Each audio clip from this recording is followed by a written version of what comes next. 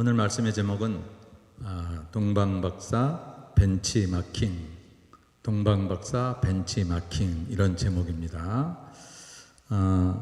벤치마킹이라는 게 뭐냐면 여러분, 이 벤치마킹이라는 단어는 제가 정의를 한번 사전에서 찾아와 보니까 측정의 기준이 되는 대상을 설정하고 그 대상과 비교 분석을 통해 장점을 따라 배우는 행위를 말한다.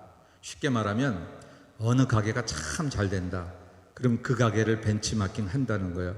이 가게의 장점이 뭐지? 이 가게는 왜 손님이 많을까? 어떻게 해서 잘할까? 그래서 내가 지금 안 되는 이유는 뭘까? 라고 하는 것을 비교 분석하면서 배울 점은 배우고 내가 또 수정할 건 수정하고, 이 벤치마킹이라고 하는 것은 기업이나 조직이나 어떤 가게나 경영뿐만 아니라 사람으로 말하면 우리가 참 저 사람처럼 하면 좋겠다라고 말할 때 우리가 롤 모델이라고 얘기하잖아요.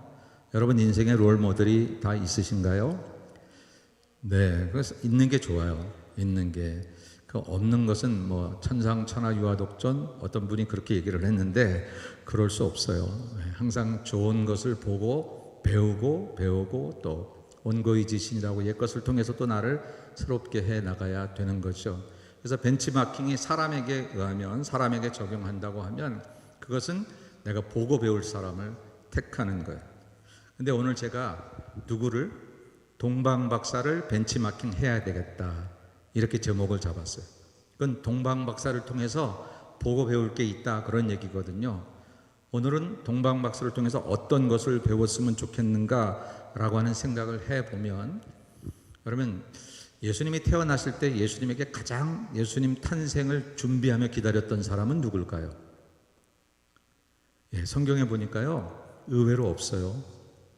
유대인들은 그렇게 메시아 탄생을 고대했는데 정작 예수님 오셨을 때는, 메시아가 오셨을 때는 알지도 못했어요. 요한복음 1장에 보니까 빛이 어둠에 왔는데 어둠이 깨닫지 못했다는 거예요. 세상의 주인이신 예수님이 이 세상에 왔는데 세상이 그를 배척했다고 요한복음 1장은 얘기를 하고 있는 거죠. 기껏 우리가 생각해 보면 예수님을 누가 경배했지? 목자들이 경배했어요. 근데 가만 보니까 목자들은 자기가 준비한 게 하나도 없어요.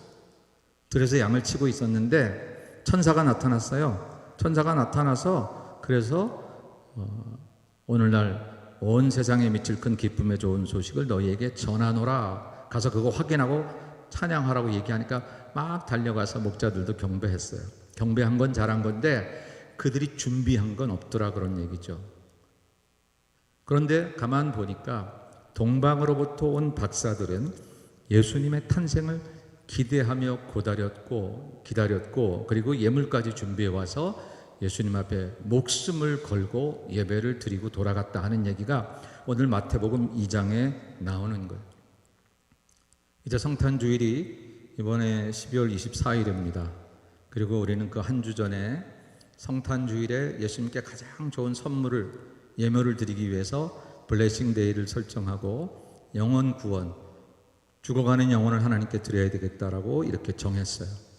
그러면 이 성탄주일에 우리들도 정말 예수님이 기뻐하실 만한 아름다운 예배를 드려야 될 텐데, 왜? 첫 번 크리스마스, 예수님 오셨던 첫 번 크리스마스의 거의 대부분은 예수님께 경배하지 못했어요. 그 소식을 듣고도 헤롯 같은 사람은 오히려 예수님을 죽이려고 했었어요. 크리스마스가 오늘날 전 세계의 모든 명절로 그렇게 되어 있지만 어떤 이들은 유흥하고 오락하고 자기 자신의 쾌락을 위해서 살아가는 날로, 현재도 그렇게 살아가는 사람들이 있잖아요. 그래서 여러분, 크리스마스에 범죄가 많아요. 할라데이에 범죄가 많아요. 그거는 정말 그날의 의미를 깨닫지 못하고 준비하는 예배를 드리지 못했기 때문이다 하는 거죠. 교회에서 성탄 예배를 수도 없이 드리고, 한국교회는 칸타타, 크리스마스 칸타타 여러분 어렸을 때도 많이 해보셨나요? 그리고 또 연극도 하고 너무너무 좋은데, 어쩌면 우리의 화려함 속에 아기 예수, 이 땅에 오신 예수님은 없어져 버리고 말아요. 교회마다 화려한 크리스마스 행사가 많고, 그런데 예수님은 못 보겠어요. 자, 그러면 우리는 이번 2023년 이 크리스마스 성탄절에 어떻게 예배를 드려야 우리는 가장 하나님이 기뻐하시는 그런 크리스마스를 맞이할 수 있을까? 아하, 동방박사를 한번 따라해보자. 그래서 오늘 제가 12월이 시작하기 전에, 강림절은 다음 주부터 시작하지만 이제 한번 우리가 동방박사들을 벤치마킹 해보자. 그래서 오늘 말씀을 그렇게 정했습니다. 동방박사들을 오늘 복음서를 통해서 보니까 몇 가지 특징이 있었어요. 그건 뭐냐면, 동방박사들에게 우리가 따라야 될 만한 첫 번째 특징은 뭐냐면요, 이들은 신앙적인 목표가 확실했다라고 합니다. 신앙적인 목표, 그 목표가 확실했어요. 성경에 보니까 유대인의 왕으로 나신 이가 어디 계시냐, 우리가 동방에서 그의 별을 보고 그에게 경배하러 왔노라 하니, 그렇게 얘기를 하고 있습니다. 유대인의 왕으로 계신 이가 어디 계시냐, 우리가 동방에서, 이 동방은 어디입니까? 이 동방은 이스라엘의 동쪽, 즉 바벨론 지역을 얘기하고 있는 거예요. 바벨론 지역은 지금의 이라크고요, 그 다음에 바벨론을 점령했던 바사, 페르시아는 지금의 이란입니다. 근데 그 지역으로부터 왔다라고 그렇게 성서학자들은 얘기하고 있어요. 어떻게 그쪽에 있던 사람들이 왔을까? 아마 그것은 오래전에, 예수님 나시기 벌써 600-700년 가까이 그 오래전에 이스라엘은 바벨론에게 멸망을 당해서 포로로 잡혀갔어요. 수없이 많은 유대인들이 바벨론에서 포로로 잡혀갔다가 다시 해방이 돼서 많은 사람들이 돌아오기는 했지만, 그러나 아직 돌아오지 못하고 거기서 계속 살게 된 그 후손들이 있었어요.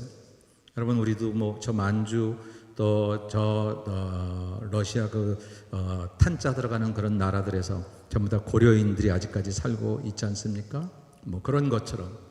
그래서 아마 그 후손들 중에서 그래도 유대 신앙을 명목을 이어가고 메시아를 고대했던 그런 사람들 중에서 별을 연구하며 메시아 탄생을 기다렸던 사람들이 아닐까, 그렇게 생각을 합니다. 이들은 점성술, 즉 별을 연구하는 사람들, 요즘으로 말하면 천문학자들이기는 했지만, 그러나 세상의 모든 별을 연구하는 사람들이 다 메시아를 기다린 건 아니었거든요. 그러니까 이들은 특별히 별을 연구하면서도 예수님의 탄생을 기다리고 있었던 사람들이에요. 그래서 본문에 보면 별을 찾아왔다고만 얘기하지 않고 그의 별을 보고 그에게 경배하러 왔다는 거예요. 이 목표가 확실해요. 예배하러 온 거예요. 그 먼 길을, 그 오랜 세월을 이 땅을 위한 구세주가 탄생하실 것을 기억하고 그에게 예배하는, 그 탄생의 첫 예배를 드리고 싶은 그런 목표를 가지고 그들은 계속해서 준비하고 기다렸다라고 하는 거죠. 언제부터 기다렸을까? 기록이 없어요. 잘 몰라요. 그렇지만 단순하게 한두 달 그 정도가 아니었을 거라고 하는 거죠. 그들은 계속해서 별을 연구해 왔습니다. 단순히 별을 연구한 것만이 아니라 구세주가 이 땅을 위해서 태어나실 것이라고 하는, 구세주의 탄생을 알리는 별이 뜰 것이라는 기대를 그들은 가지고 있었어요. 중간에 그런 일은 없었을까요? 아니야. 이거 우리가 잘못 생각한 거 아닐까? 지나간 건 아닐까? 오지 않을 일을 우리가 이렇게 하고 있는 것은 아닐까? 이런 회의나 이런 의심들은 이 사람들에게 왜 안 들었겠어요? 아무리 봐도 별은 많은데 그런 어떤 메시지를 가지고 있는 별이 보이지 않으니까 의심하고 낭망할 때도 있지 않았겠습니까? 우리가 신앙으로 산다고 하다가도 하나님의 복을 주실 것 같은데, 하나님이 나에게 이런 목표를 설정해 주시고 그렇게 살게 하시는 것 같은데 왜 이렇게 일이 잘 안 풀리는지, 왜 이렇게 가다 보니까 자꾸 곁길로 온 것 같은지, 돌아보면 참 부끄러운 것만 많은 것인지, 그럴 때 우리가 낙심하게 되잖아요. 여러분 그런 때 없으세요? 저도 그런 때가 있더라고요. 낙심하게 될 때가 있고 낭망하게 될 때가 있더라고요. 근데 오늘 동방박사를 벤치마킹 하려다 보니까 이 사람에 대해서, 이분들에 대해서 긴 그런 기록이 많지는 않지만 언제부터일지 모르는, 그 누구도 확실하다고 얘기하지 않는 그 별을 보고 그들은 계속해서 줄기차게 낙심하지 않고 그 별을 찾았다라고 하는 것, 이게 이들에게서 우리가 배워야 될 그런 중요한 사실이다. 가다 보니까 목표가 나온 게 아니라 목표가 나를 끌어간 거다라고 하는 거예요. 그 목표가 사실이다, 있다라고 하는 것을 깨달았다 하는 거죠. 경배하러 왔다 하는 것이 이제 동방박사들의 그런 목표가 되었다 하는 거예요. 그래서 실망하지 않을 수가 있었어요. 여러분, 이번 성탄절을 기다리는 여러분들의 성탄절에 대한 어떤 생각이나 목표가 있습니까? 또 올 한 해를 마감하면서 이제 내가 연초에 세웠던 목표를 이렇게 정리해 보는 일들이 있습니까? 난 이번 성탄절이 되면 이런 일들이 일어나면 좋겠어, 이렇게 되면 좋겠어. 여러분 그런 생각들을 가지고 계신 것 많이 있으시지요? 근데 그런 것들 중에 오늘 우리가 동방박사를 통해서 한번 따라 해볼 것은 뭐냐면, 내가 어떤 선물을 받거나 내게 어떤 도움이 일어나거나 내게 어떤 그냥 세상적으로 성공한 것 같은 그런 일들이 일어나는 것 이전에 오늘 동방박사들을 통해서 볼 수 있다면, 나는 이번 성탄절에 어떻게 하면 예수님께 가장 아름다운 예배를 드리는 예배자가 될 수 있을까? 여러분 한번 그 소원을 우리가 가지면 어떨까요? 이번 성탄절에는 나만의 칸타타, 2000년 전에 하늘 천사가 목자들에게 이야기할 때 하늘에서 천사들이 칸타타를 불렀고요, 목자들이 경배를 통해서 하나님이 온 땅에 구주 탄생을 알리셨는데, 만일 오늘 나에게 예수님께서 그 소식을 전해준 거라면, 천사들이 그 소식을 전해준 거라면 우리는 어떻게 해야 할까? 목자들처럼 달려가서 미처 준비되지 않았어도 무릎을 꿇는 것도 잘하는 것이지만, 이미 우리는 탄생 소식을 알고 있고 이렇게 말씀을 통해서 들으니까 남은 한 달이라도, 이 남은 한 달이라도 그냥 들려오는 캐롤 소리에 그냥 흥분해서 심취해서 그냥 그렇게 이 겨울을 보내지 말고, 어떻게 하면 내가 가장 아름다운 예배자가 될 수 있을까? 어떻게 하면 내가 주님을 가장 축복하는, 축하하는 그런 예배자로 설 수 있을까 하는 것이 우리의 목표가 되자라고 하는 것이 오늘 제가 동방박사를 여러분들에게 벤치마킹 하자고 하는 첫 번째 이유이다라고 하는 것입니다. 여러분 오늘은 사실 교회력으로 보면 2023년의 마지막 주일이나 마찬가지예요. 교회 가지고 있는 달력으로 보면 강림절이 항상 신년 주일과 같아요. 그래서 강림절부터 새해가 시작이 되는 거예요. 그러니까 다음 주부터 새해가 시작되는 겁니다. 교회력으로 따지면. 우리는 양력으로 따지니까 이제 한 달 뒤에 신년이 오겠지만, 그러면 올해가 사실은 이번 주가 2023년의 교회력으로 보면 마지막 주일이다. 그럼 마지막 때 되게 뭐 합니까 여러분? 연말 결산 하잖아요. 연말 결산. 여러분들도 연말 결산을 벌써 해보죠. 올해 사업을 좀 이렇게 해보려고 했는데 이것뿐이 안 남았네. 이 정도뿐이 못 도달했네. 내가 이 정도 배우려고 했는데 그걸 못 이루었네. 라고 그렇게 나의 대차대조표를, 인생 대차대조표를 여러분들이 보고 계실 거다라고 하는 것입니다. 우리는 어떤 연말 결산을 해야 될까요? 오늘 이 동방박사 이야기와 연결해서 생각해 본다면, 나는 올해 내가 하나님께 얼마나 예배를 잘 드렸는가. 잘 드렸다는 표현은 세상적인 표현이 아니라 하나님이 기뻐 받으실 만한 그런 예배를 드렸는가라고 하는 것을 한번 우리가 돌아봐야 되겠다라고 하는 거예요. 여러분 아십니까? 사모한 만큼 응답을 받게 될 것이고, 기도한 만큼 응답을 받게 될 것이고, 내가 예배를 드린 만큼 하나님께 가까이 되게 될 거거든요. 우리는 결과적으로 나는 응답받은 게 없는 것 같아요. 하나님하고도 가까워지지 않은 것 같아요. 그게 하나님 탓이 아니라 내가 목마른 사슴같이 얼마나 사모하는 마음을 가지고 동방의 박사들처럼 그 오랜 세월 낙심치 않고 곁눈질하지 않고 하늘의 별을 보면서 아기 예수께 경배해야 된다고 하는 목적을 가지고 그렇게 한 길을 걸어왔는가를 돌아보는 것이 오늘 우리가 동방박사들을 통해서 한번 우리 자신을 점검해봐야 할 것이다 하는 거죠. 사랑하는 여러분, 신앙적인 목표가 있어야 그 목표가 나를 살릴 수 있습니다. 신앙적인 목표를 가지지 않아도 교회를 다닐 수는 있지만, 그러나 지그재그로 왔다 갔다 할 수 있습니다. 어떠한 사단이 내 마음을 빼앗아 가려고 하고 어떠한 사단이 나를 넘어뜨리려고 한다고 할지라도 그 넘어짐의 내용이 하나님이 기뻐하시지 않는 일이라고 하면 툭툭 쳐버려야 돼요. 툭툭 쳐버려야 돼요. 제가 자주 하는 말로, 유명한 축구 선수가 골 넣는 골게터가 태클 건다고 넘어지면 그러면 그 골게터가 될 수 없어요.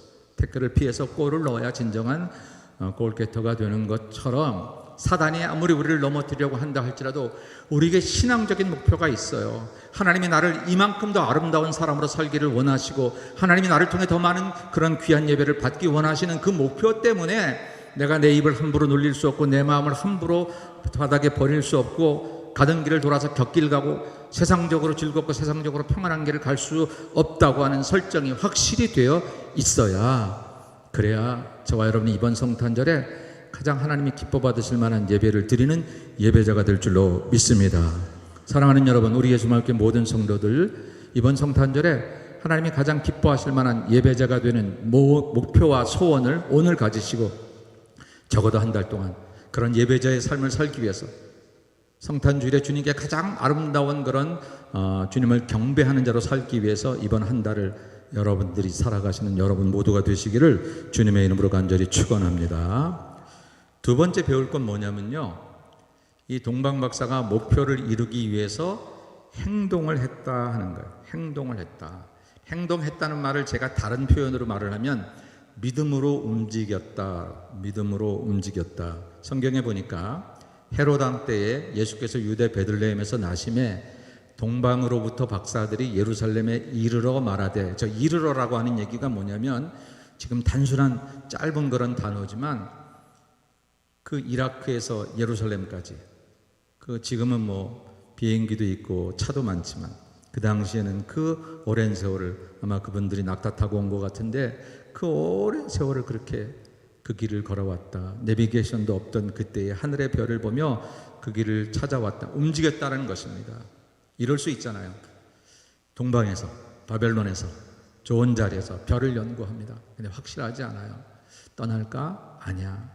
저 별을 갔다가 또 안 보이면 어떡하지? 여러분, 사실 성경을 자세히 읽어보면요, 이 동방의 박사들이 동방에서부터 별을 보고 계속해서 별만 보고 쫓아온 건 아니야. 가다 보면 별이 없어졌어요. 만약에 그 별이 처음부터 베들레헴으로 인도했으면 예루살렘에 왜 가요? 예루살렘으로 가서 거기서 유대인으로 왕으로 나신 이가 어디 계시냐고 왜 찾아요? 그랬다가 유대인의 왕인 헤롯 왕이 이 동방의 박사들을 죽일지도 모르는데. 그런데 거기까지 간 것은 그 별이 보였다 안 보였다 했다라고 하는 거죠. 그럼에도 불구하고 그들이 목표를 이루기 위해서 안 보일 때 주저앉고 보이면 조금 하고 이러지 않았다라고 하는 것입니다.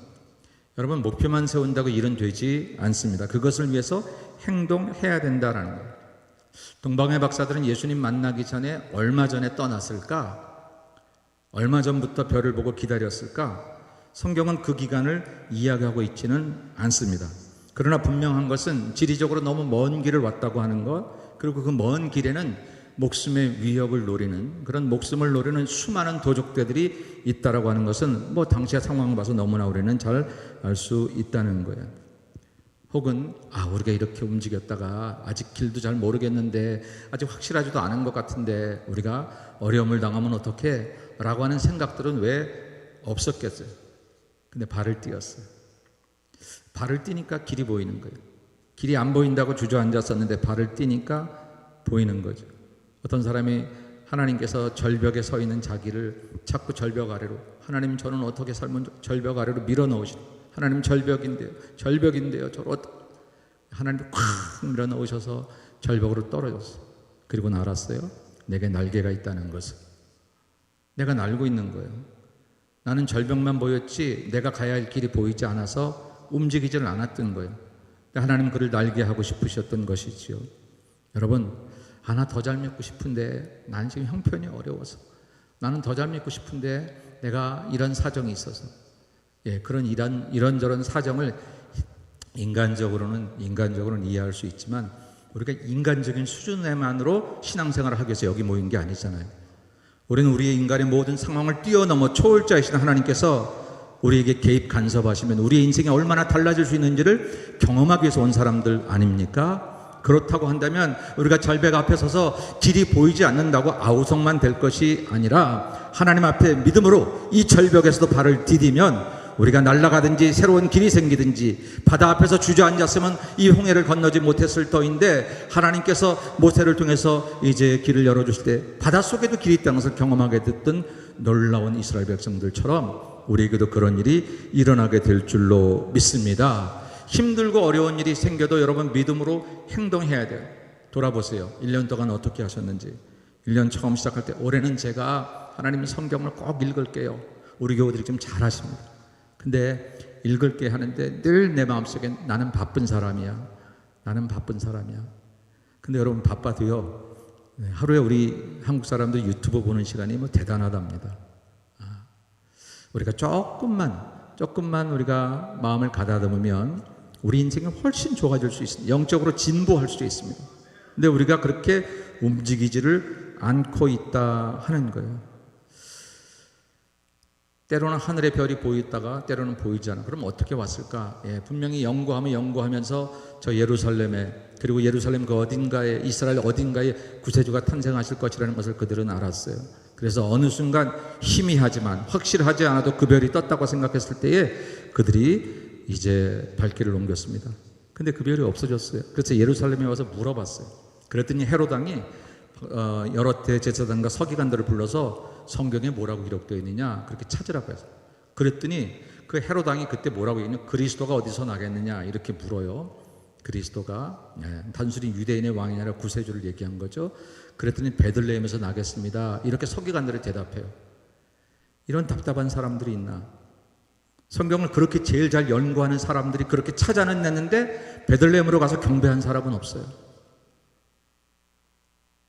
교회를 수십 년 다녀가지고 뭐 교회라면 좀 속된 표현으로 빠삭해요. 근데 예수님이 좋아하시는 아름다운 예배자가 되는 사람은 극히 드물다고 하는 사실이 첫 번 크리스마스 때나 지금이나 안타까운 현실이더라라고 하는 것이죠. 근데 동방의 박사들은 베들레헴이라는 소리를 듣고 그냥 갔어요. 별은 안 보여요. 그런데 발을 띄니까 성경에 이렇게 되어 있어요. 박사들이 왕의 말을 듣고 갈새. 별을 보고 간 게 아니라 헤롯 왕이 서기관들에게 물어가지고 베들레헴이라 그러니까 이 예루살렘에서 베들레헴은 그리 멀지 않거든요. 그냥 간 거예요.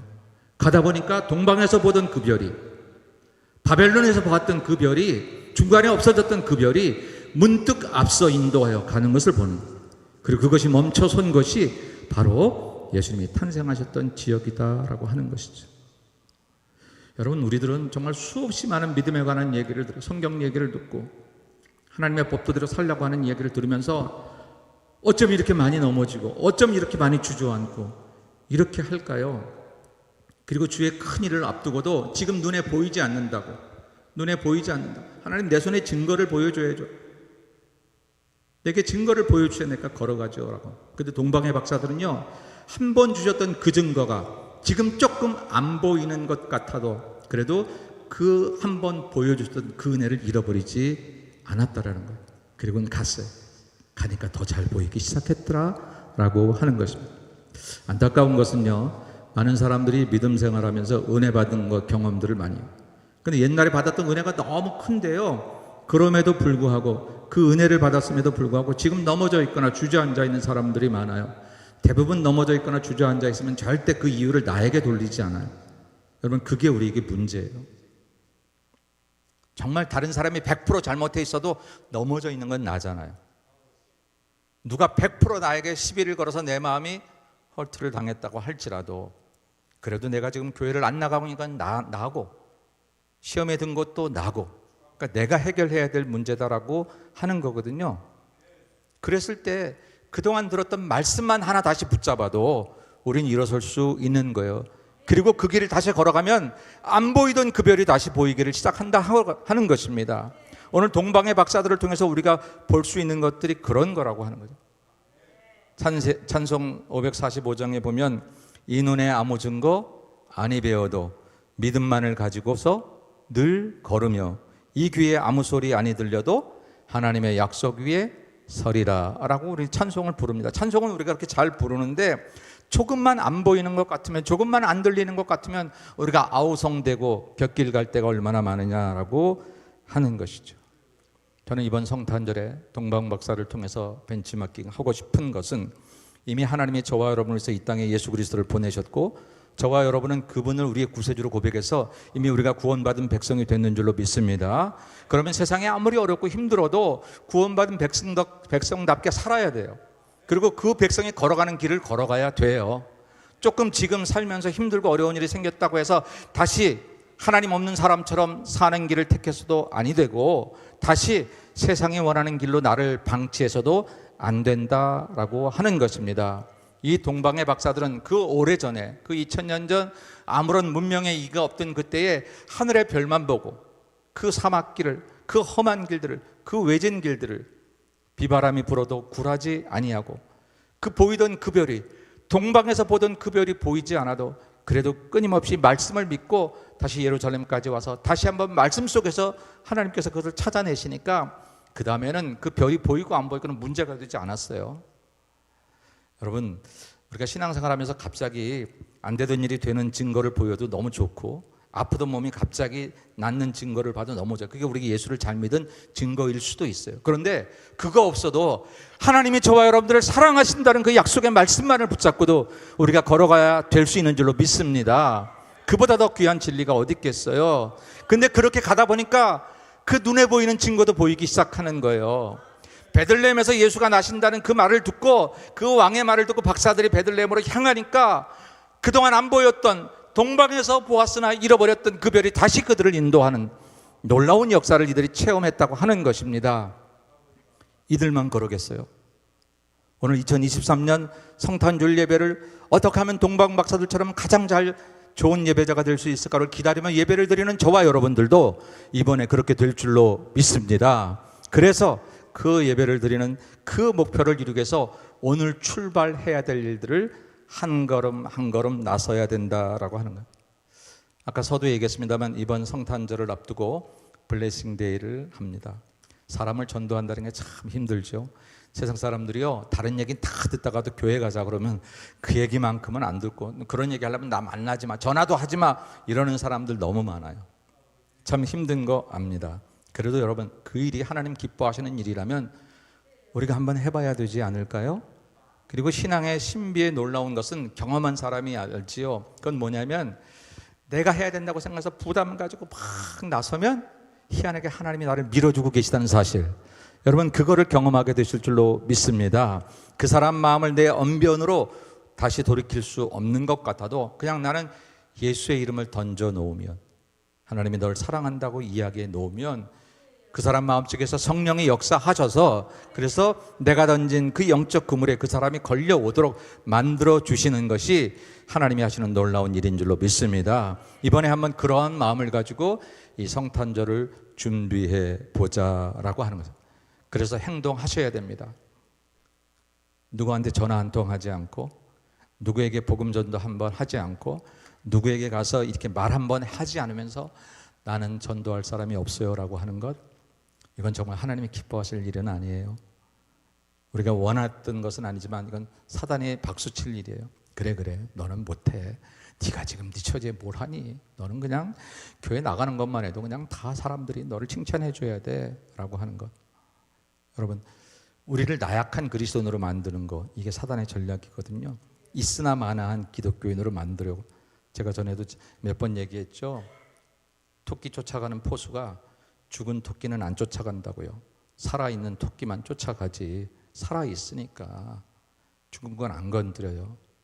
여러분, 우리가 죽어있는 나약한 그리스도인 되면 안 돼요. 아무 일도 일어나지 않아도 그건 죽어있으면 그건 생명이 없는 거잖아요. 그러니까 여러분들이 움직이셔야 돼요. 움직이시면 여러분에게 시비를 거는 사단의 전략이 생길 수도 있어요. 그러나 우리에게는 우군이 있잖아요. 내 편 대신 하나님이 계신 줄로 믿습니다. 하나님이 저보다 크시니 내가 믿음 가지고 하나님만 의지하면 넉넉히 이기는 승리의 싸움을 하게 될 줄로 믿습니다. 그래서 이번에 한번 여러분들 그렇게 해보자. 그동안도 해오셨는데요. 이번 주에 오늘 돌아가셔서 태신자를 그동안 저에게 보내시지 못하신 분들은 태신자 명단을 놓고 기도하시고 보내세요. 그리고 그분에게 전도지도 보내보시고 전화도 하시고 이야기도 해보세요. 혹시 그 사람이 딴소리를 해도 별이 보이지 않았을 때 동방박사가 걸음을 멈추지 않았던 것처럼 그냥 계속 해보는 거. 안 보여요. 하나님, 별이 안 보여. 하나님, 그 사람이 나올 기미가 안 보여. 괜찮아요. 나는 가는 거예요. 나는 계속해서 그 길을 가면 언젠가 하나님께서 그 사람의 입을 통해서 깜짝 놀랄만한 메시지를 듣게 하실 줄로 믿습니다. 여러분, 그런 믿음을 가져보세요. 마지막으로 동방박사를 통해서 벤치마킹할 마지막은 뭐냐면요, 경배드릴 예물을 준비했다라고 하는 거예요. 그 먼 길을 가는데 어느 그런 예물을 준비하지 않으면 예수님께서 그래서 예수님 아직 그때는 어린아기였으니까 어떠실런지 모르지만 그 하나님께서 뭐라고 하셨을까? 근데 성경은 집에 들어가 아기와 그의 어머니 마리아가 함께 있는 것을 보고 엎드려 아기께 경배하고 보배합을 열어 황금과 유향과 모략을 예물로 드렸다라고 이야기를 하고 있어요. 근데 황금과 유향과 모략이 세상적인 가치로 이게 얼마나 대단한 그런 물질이냐라고 하는데 관심이 있는 게 아니라 이게 예수님에게 얼마나 중요한 예수님의 모습을 상징적으로 보여주는가 하는 거에 이분들의 예물이 중요했다라고 하는 거예요. 그냥 집에서 쓰던 거 가져 나온 게 아니고 그냥 돈이 많아서 많은 돈 가지고 나온 게 아니라 예수님이 장차 이 세상에서 어떤 일을 하실지에 대해서 그들이 기도하고 준비하고 생각하다가 하나님이 그 은혜를 주심으로 말미암아 그것을 나타내는 이 땅에 이러한 모습으로 오신 예수님, 그 모습을 나타내기 위한 예물을 준비했다라고 하는 거죠. 다시 말하면 하나님께서 이 땅에 예수님을 보내시는 가장 합당한 이유를 설명할 수 있는 예물을 드렸다라고. 황금, 왕에게 드리는, 황금은 왕을 상징해 만왕의 왕으로 오신 예수 그리스도를 상징합니다. 유향, 유황이 아니라 유향입니다. 이건 제사장이 제사를 드릴 때 쓰이는 그런 향이에요. 그러니까 제사장으로 오신, 이 땅에 참 우리의 대제사장으로 오신 예수 그리스도를 상징하는, 모략, 시신에 바르는 그런 부패하지 말라고 바르는 향입니다. 주님의 십자가를 상징했다라는 거예요. 어린아이에게, 죽을 사람에게 바를 모략을 가지고 왔다는 게 인간적으로는 말이 안 되는 얘기인데, 그런데 이들이 드린 예물이 돈으로 얼마나 가치가 있는지 뭐 세상에서 이걸 구하기 쉽고 안 구하기 쉽고 이런 문제가 아니라 이 땅에 오신 예수님이 어떻게 사실 것인지, 무엇을 위해 오셨는지를 그들이 그동안 별만 쳐다본 게 아니라 그들이 알고 있는 수많은 성경과 또 그런 여러 가지 전래된 그런 믿음의 내용들을 통해서 준비했다라고 하는 것이죠. 믿는다고 하면서 예수님을 얼마나 기쁘게 하고 하나님이 얼마나 기뻐하게 하실까를 위해서 믿음 생활하는 게 아니라 그냥 되는 대로 내 마음대로 이렇게 믿는다고 하면 그게 하나님이 기뻐하시는 예배가, 또 하나님이 기뻐하시는 삶이 될 수 있을까라고 하는 것이죠. 성탄절은 우리 위에 하나님께서 아파하신 날이에요. 독생자의 아들을 앞으로 십자가에 달릴 거를 계획하시면서 보내신 날이니까. 자식 키워보니까 내가 힘든 것보다 내 자식이 힘든 게 제일 힘들죠. 우리 샘 전도사가 어렸을 때 얼마나 빠릿빠릿하고 뭐 정신없이 다녀가지고 그냥 발이 보이지 않을 정도로. 그래서 이거 좀 그냥 잠자코 좀 이렇게 좀 조용히 있었으면 좋겠다 그랬는데 어느 날 그러고 있더라고요. 아파가지고 축 늘어져가지고 집에 있는 걸 보니까 내 마음이 얼마나 아픈지. 야, 시끄러워도 되니까 뛰어댕기면 좋겠다. 자식이 아픈 게 제일 힘든 건데 하나님에게도 자식을 땅에 보내는 아픔이 있는 날이 성탄절이에요. 우린 그것 때문에 우리가 구원받았기 때문에 축제를 하지만 하나님에게 그런 아픔의 날이죠. 그렇다면 우리가 정말 그것을 생각한다면 이번 성탄절을 그냥 우리가 흥에 겨워서 우리끼리 선물 주고받고 우리끼리 뭐 세상적으로 기뻐하는 그런 날이 아니라 우리 위해서, 우리 한번 살려보겠다고, 저와 여러분을 고쳐보시겠다고 독생성자 외아들을 이 땅에 보내신 그런 하나님의 마음을 우리가 생각하면서 예배를 드려야 할 것이고, 그런 분에게 합당한 예물을 우리가 준비해야 되지 않을까 하는 얘기입니다.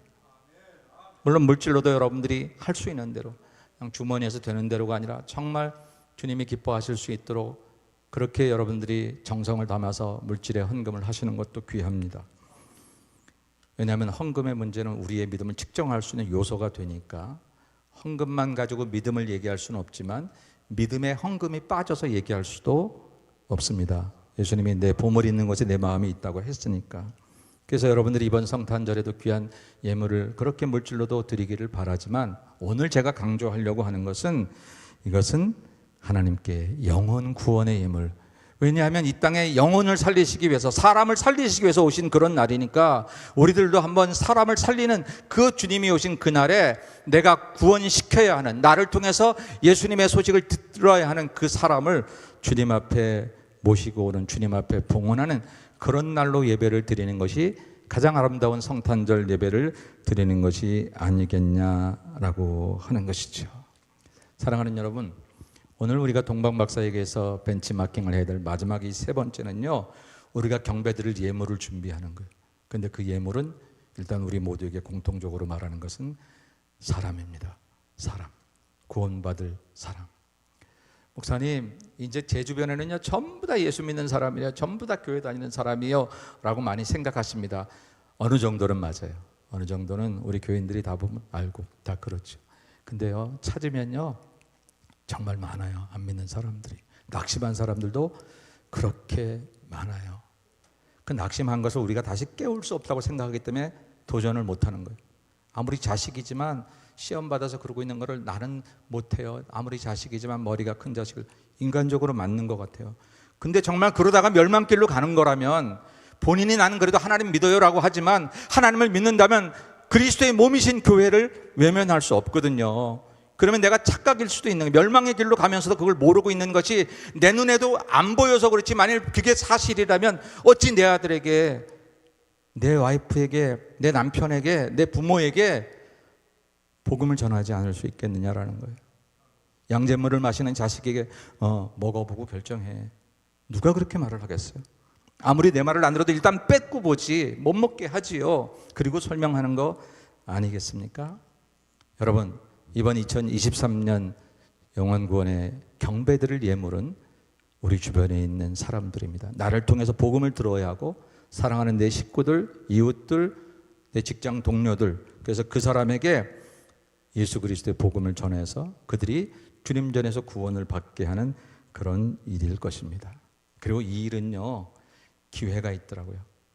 이제요 그 기회를 놓치면 상대는 점점 마음이 굳어지고 나는 점점 낙심해서 힘이 없어져서 복음을 전할 기회를 놓쳐버리게 돼요. 어두운 밤이 쉬어온다고 그랬어요. 이 어두운 밤 가기 전에 힘써 일하라고 찬송가는 우리에게 그렇게 얘기를 해요. 여러분, 오늘 예배 후에 그 설교 후에 그 찬송을 부를 텐데 한번 하나님, 이번 2023년 오늘 11월 26일부터 12월 24일 성탄주일까지 근 한 달 요 짧은 기간에 우리에게 복음을 전하고 구원을 시킬 기회를 주신 줄로 믿으니 동방박사를 잘 따라서 정말로 목표를 확실히 하고 그 사람 영혼 구원입니다. 하나님 딱 정해놓고 그리고 행동합니다. 입을 열어 전하고 내가 수고를 좀 하고 애를 써 보자고요. 그리고 그 영혼을 하나님께 바치겠다고 예물로 준비하시고 한 달을 지내보시고 블레싱데이를 우리가 이루시면 저와 여러분의 가족이 주 앞에 돌아오고 여러분 모든 식구들 흩어졌던 사람들이 다시 하나님 앞에 와서 우리 모두 함께 하나님께 영광을 돌리는 그런 날이 반드시 오게 될 줄로 믿습니다. 이런 은혜가 이번 블레싱데이와 우리 성탄절에 우리 교회에 차고 넘치시기를 주님의 이름으로 간절히 축원합니다. 기도하겠습니다. 우리 시간 기도할 때 여러분, 하나님 내게 주신 태신자를 이번 블레싱데이와 성탄절에 하나님께 영원 구원의 예물로 드리기를 원합니다. 이것이 목표가 되어서 흔들리지 않게 하시고 끝까지 가게 하옵소서. 다 같이 통성으로 한번 같이 여러분의 태신자를 위해서 기도하겠습니다.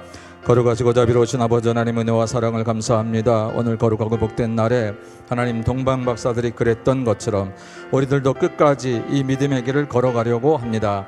성령님이 도와주시고 함께 해주셔서 우리가 정말 아버지 믿음으로 이 길을 걸어가며 아버지 구원의 아버지 놀라운 소식을 전파할 수 있는 이번 한 달이 되게 도와주시옵시고 동방박사들이 그 길을 걸어가 결국 주님 앞에 경배했던 것처럼 오늘 우리들도 그렇게 아버지 주님 달려가서 정말 이번 블레싱데이 때 이번 성탄주일에 가장 아름다운 예배를 드리는 예배자로 설 수 있는 저희 모두가 될 수 있도록 하나님께서 은혜를 베풀어 주시옵소서. 거룩하신 예수님의 이름으로 간절히 기도 올리옵나이다. 아멘.